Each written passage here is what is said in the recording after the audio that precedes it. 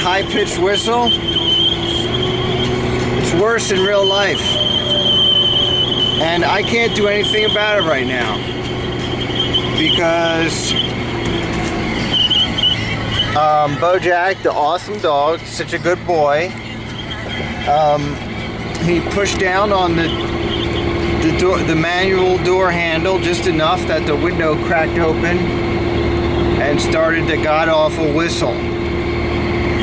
My choice now, if I roll it up all the way, he'll continue to crack it open and cause the whistle.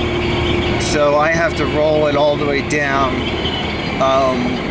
because otherwise he'll eventually just hit the handle and crack it, and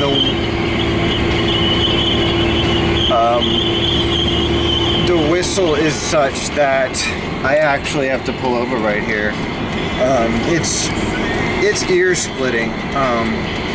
So it's better the window all the way down than the chance of that noise all of a sudden. Because it's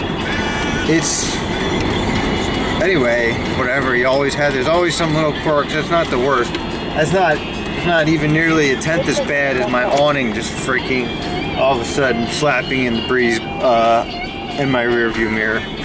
But you know, little things like the whistling. I'm not too far for me to lean over to the handle. That would be an easy way to just roll it.